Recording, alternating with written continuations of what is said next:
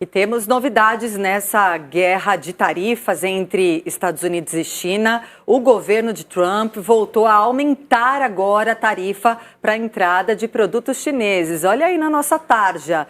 Isso porque uma ordem executiva assinada nesta manhã pelo presidente consta que quem comprar qualquer produto da China vai ter que pagar, sabe quanto agora? 245% em taxas. Só que esse documento divulgado pela Casa Branca não definiu como se chegou a esse cálculo da nova tarifa, nem fala se ali se está valendo para todos os produtos.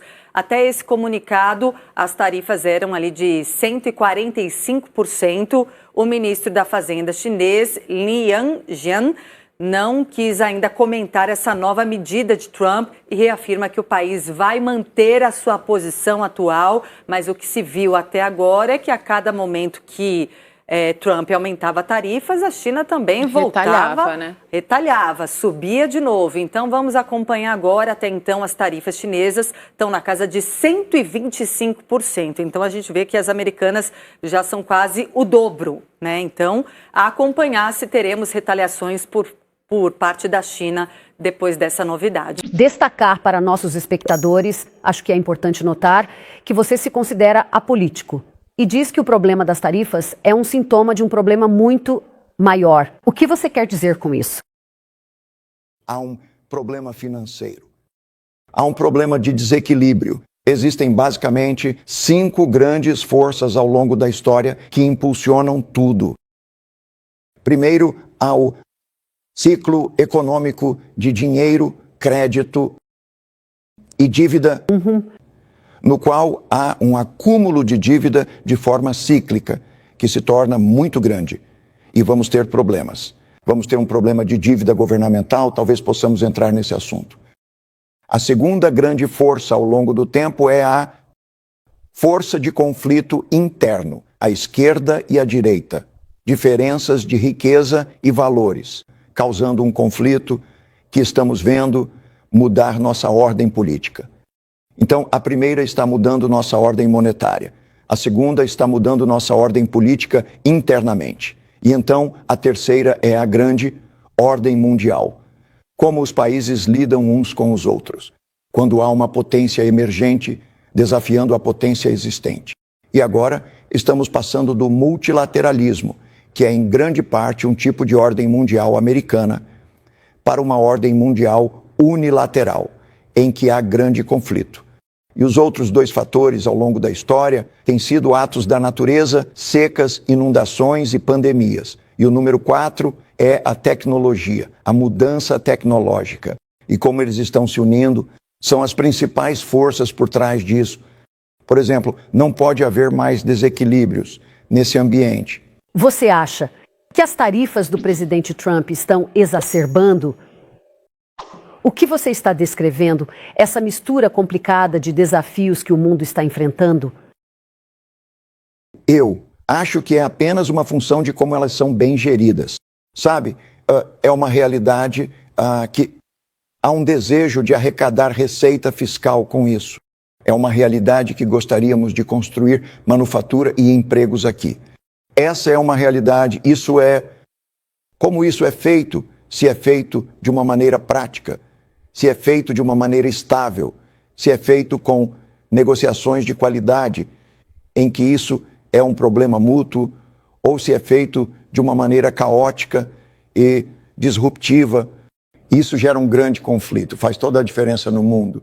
Com base no que você está vendo agora, você acha que essas tarifas estão sendo implementadas de maneira prática ou caótica? Acho que veremos. Até agora, muito disruptivo. Certo? E assim, não sabemos quais são os números, mas isso pode ser parte de um processo, certo? Depende de onde estaremos ao final dos 90 dias, porque o que foi colocado lá é como jogar pedras no sistema de produção. E esses impactos seriam enormes em termos da eficiência do mundo todo. Grande custo. Quero te perguntar sobre algo que está na mente de muitas pessoas, suas previsões para o futuro. E quero começar com a palavra com R. Sei que você acha que isso é apenas uma parte disso. Claro, estou falando sobre uma recessão. Você acha que é provável que os Estados Unidos entrem em recessão por causa das tarifas do presidente Trump? Acho que agora estamos em um ponto de tomada de decisão e muito perto de uma recessão. E estou preocupado com algo pior do que uma recessão se isso não for bem gerido. Uma recessão é 2 trimestres negativos de PIB e se chegar um pouco lá, sempre temos essas coisas. Temos algo que é muito mais profundo. Estamos tendo uma quebra na ordem monetária. Vamos mudar a ordem monetária porque não podemos gastar as quantias de dinheiro. Então temos esse problema. E quando falamos sobre o dólar e falamos sobre tarifas, temos isso. Estamos tendo mudanças profundas na nossa ordem doméstica, como o governo está existindo, e estamos tendo mudanças profundas na ordem mundial. Esses tempos são muito parecidos com os anos 1930. Estudei história e isso se repete, repetidamente. Então, se você considerar tarifas, se considerar dívidas, se considerar o poder ascendente desafiando o poder existente, se você considerar esses fatores e olhar para os fatores, essas mudanças nas ordens, nos sistemas, são muito, muito disruptivas. A forma como isso é gerido pode resultar em algo muito pior do que uma recessão, ou pode ser bem gerido. Vamos considerar a situação da dívida. Desculpe, vá em frente. Rapidamente, porque quero ser específico sobre o que você quer dizer. Pior do que uma recessão. Isso é reminiscentemente dos anos 1930. Você previu corretamente a crise financeira de 2008. O quê? Qual é a sua previsão para onde o país está indo agora? Agora, estamos em uma encruzilhada. Vamos considerar o orçamento. O déficit orçamentário pode ser reduzido para 3% do PIB. Será cerca de 7%, se as coisas não forem mudadas. Se pudesse ser reduzido para cerca de 3% do PIB e esses déficits comerciais, entre outros, forem geridos da maneira correta, tudo isso poderia ser gerido muito bem.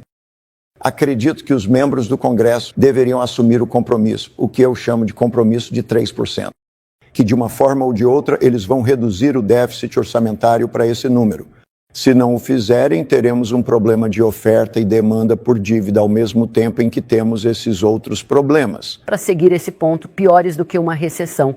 Você está falando sobre a década de 1930. De que especificamente você está alertando? Você está dizendo que pode ser tão ruim quanto uma depressão? Qual é o seu maior medo? O valor do dinheiro. O que é uma reserva de riqueza? Isso é um título.